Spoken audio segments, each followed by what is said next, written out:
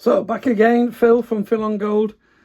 It's a little bit like second verse, same as the first. I'm going to anneal this again. I've worked it, as you can probably see. It's a little bit longer than it was last time you saw it. I'm going to anneal this, put it in the pickle, clean it up, maybe straighten it a little bit.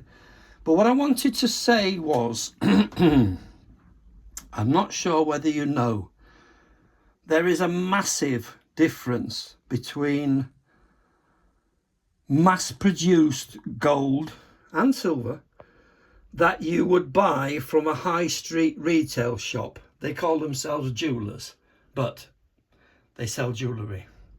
They don't make jewellery. Some of them have got no idea how to make jewellery, certainly not with 40 odd plus years experience like I have at fabricating jewellery.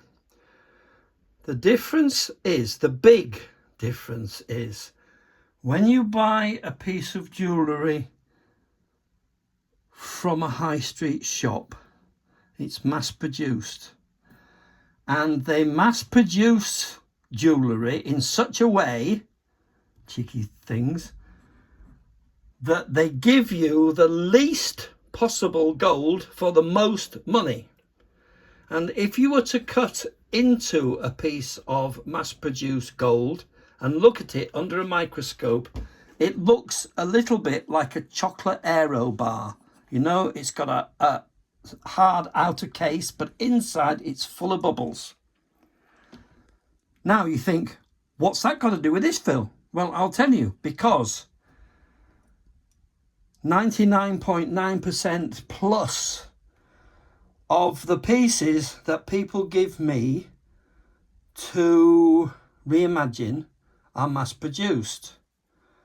And then, so I have to think, how much gold is really in these pieces? Now, you saw on the first couple of videos in this series, all the rings that Amanda gave me to melt down and to make into three new rings.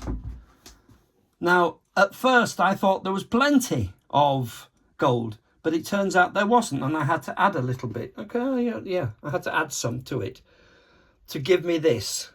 Now, you might think that's a lot of gold, but I've got to make 3 rings out of this, and at least 2 have to be 3 millimeters deep, because the diamonds that are going in are about 2.5, 2.8 millimeters deep.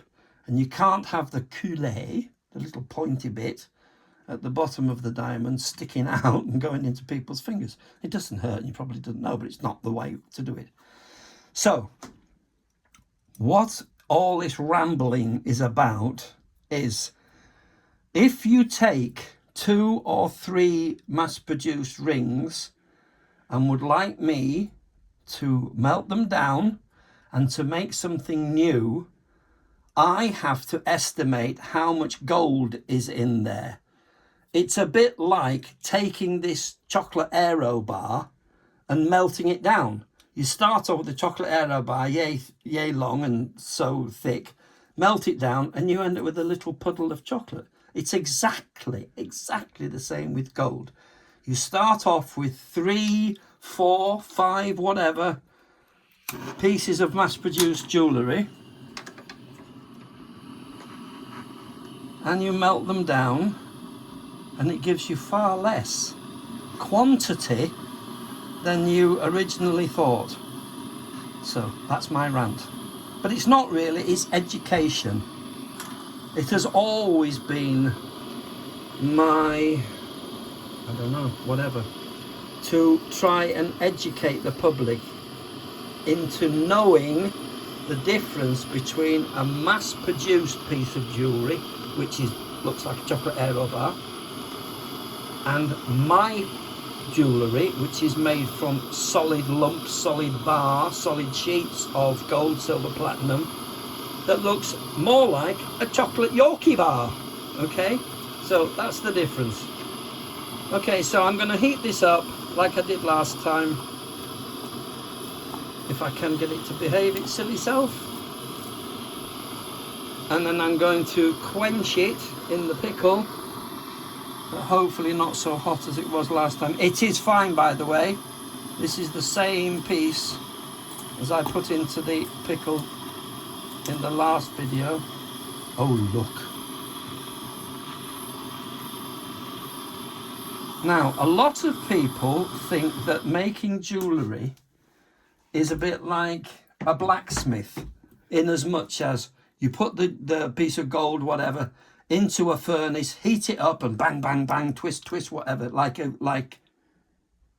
blacksmith would, or a farrier would when he's making horseshoes. But no, that's not the case. This is really the only time that I get metal this hot. And you're probably talking 860 degrees, something like that. The scientists and the clever people will probably tell you, no, it's not. Anyway, it's hot enough. It's only slightly cooler than the melting temperature of the gold. Okay, I'm just going to see if this is about right. It probably is. And I'm going to sling it in the pickle. Okay. That's a bit hot.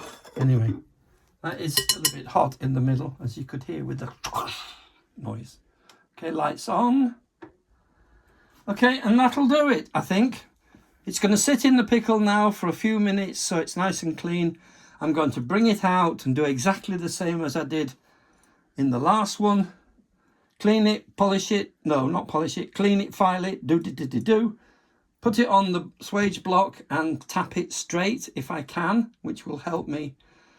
Then I take it to the rollers and roll it down a bit more. Okay, so that'll do for now. It's Phil from Phil and Gold saying bye-bye.